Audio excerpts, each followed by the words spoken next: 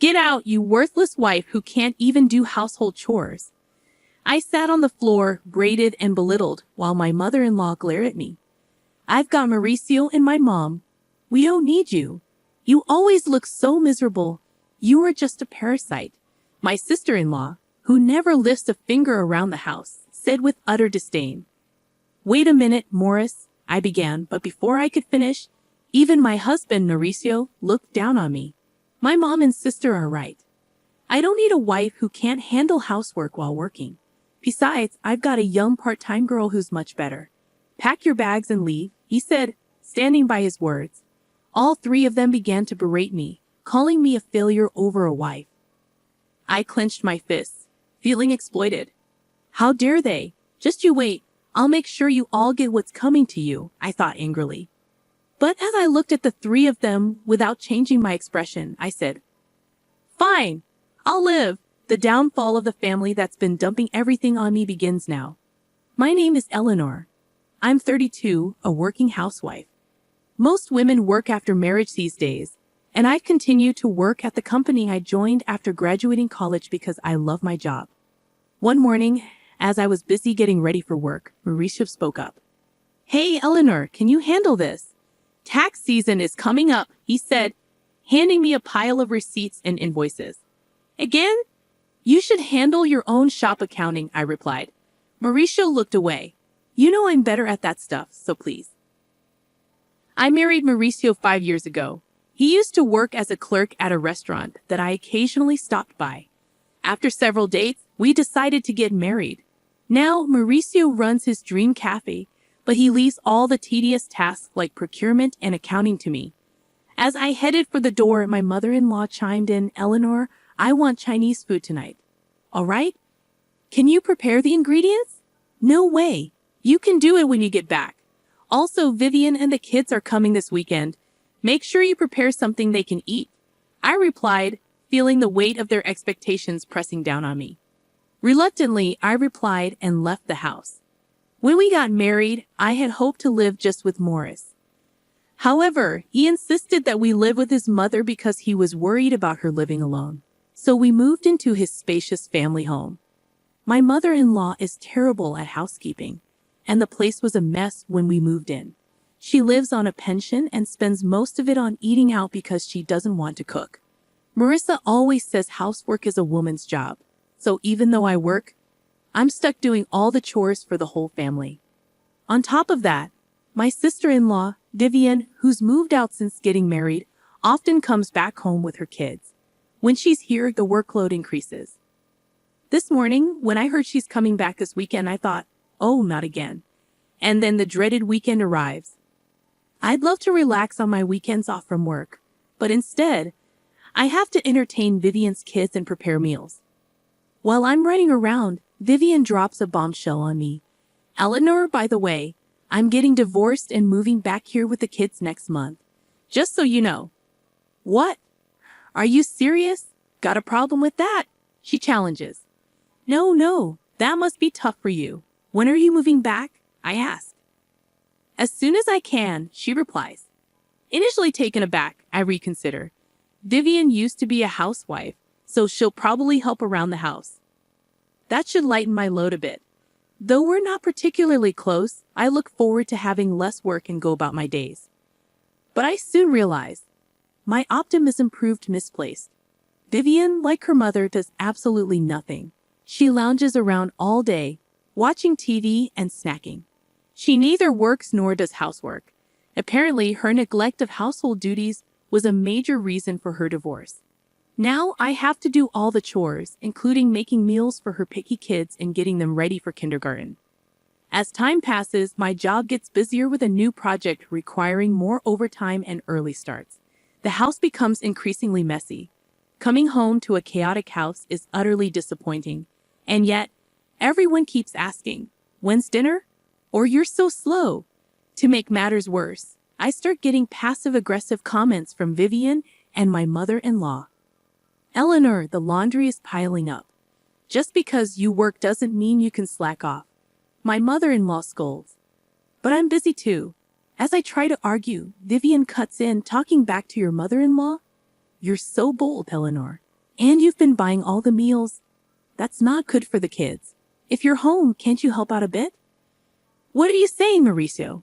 Vivian adds, as a business owner, you don't have to work. You're just doing it out of selfishness. So fulfill your duties as a wife perfectly. I was rendered speechless, and both of them looked at me as if it was all perfectly normal. That night, I was so angry I could explode, so I talked to Mauricio. I'm busy with work, and neither your mom nor your sister is helping with the housework. You're not bad-mouthing my mom and sister, are you? Mauricio glared at me.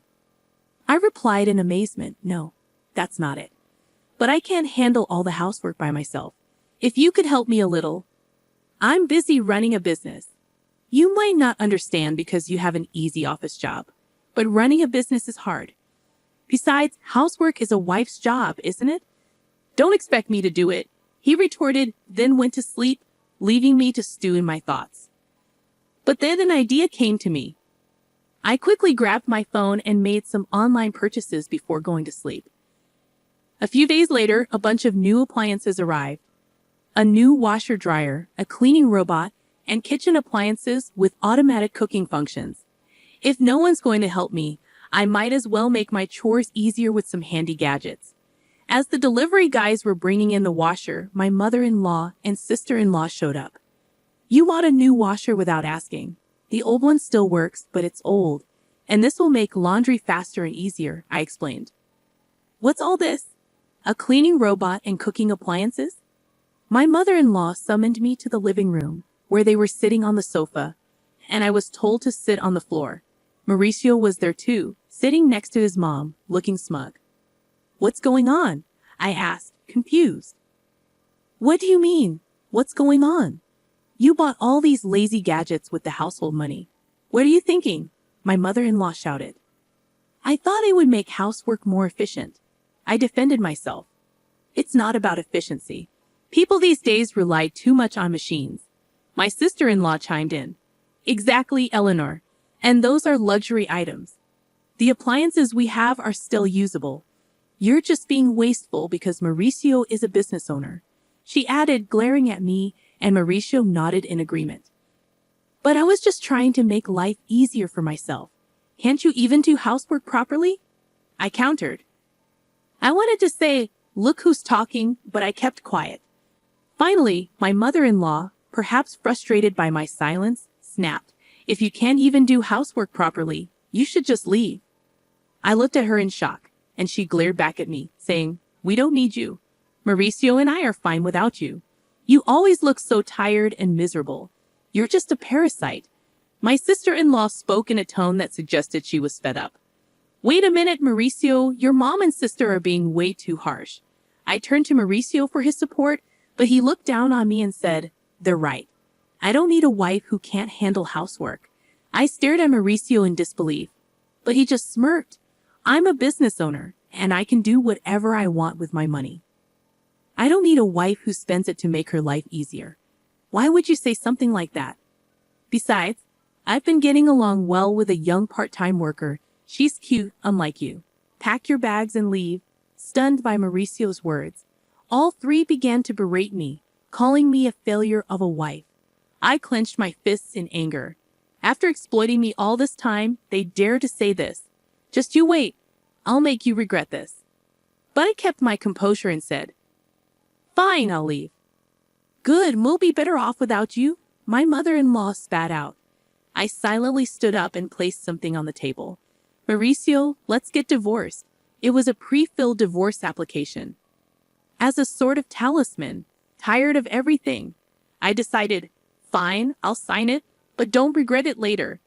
Mauricio signed the papers, and I packed my bags, moving to a weekly apartment that same day. No one came to see me off. I submitted the divorce papers to the city hall and rented a condo. Around the same time, I accepted a promotion I had been refusing due to housework and became a department head. Advancing my career, which I had almost given up on, I became more and more immersed in my work. Thrilled that no one was there to hinder me more than anything else, I was overjoyed. About a week after leaving, my former mother-in-law started calling, but I was busy and had no desire to talk to someone who had called me a worthless wife. I continued to ignore her calls. A year later, on a day off, she called again. Thinking it was time to settle things, I answered, "Hello." "Eleanor, you finally answered. How could you ignore me for over a year?" "What do you want?" she inquired. "Well, how are you doing? Are you okay?" Her probing questions seemed insincere. "I'm doing great, working hard in my own apartment. I've been promoted and my salary has increased. I'm living comfortably," I replied straightforwardly. "Is that so? Would you consider coming back?" Her tone was almost pleading. "Why now?" I asked, shivering. "We're in trouble. We're running out of money." I couldn't help but smirk as I responded, "Oh, Mauricio's shop isn't even making an $11,000 profit, huh? And neither you nor your daughter work, so that makes sense." "Eleanor, you knew?" she asked incredulously. Yes, I knew.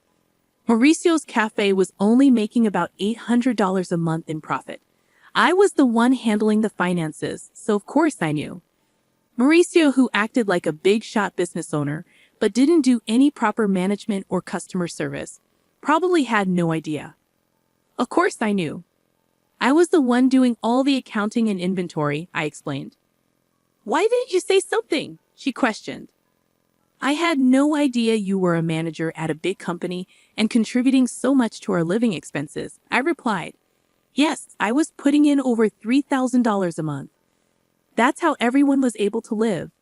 I had been supplementing the family income with my own salary because I knew Mauricio's shop wasn't making much. Mauricio probably realized he couldn't make ends meet without my income only after I left. Please, Eleanor, come back. By the way, what happened to Mauricio's shop?" she asked, ignoring my former mother-in-law's plea. "Mauricio's shop is going under next month. Even the part-time girl left him. That figures with such sloppy management. He can't keep a business running, and he's too proud to do what needs to be done. No woman would want to be with a man like that." I chuckled, and my former mother-in-law was at a loss for words. "Can we wrap this up? I'm busy," I said, hurriedly continuing. "Also, the house has been a mess since you left." According to her, the house was in chaos because no one was doing any housework. The house was cluttered, no one was cooking, so they had to buy food, and they couldn't even afford a new washing machine. "It would have been nice if you left those appliances," my ex-mother-in-law said. "What are you talking about? When those lazy appliances? And what's wrong with taking things that I pay for?" I retorted, regretting my outburst.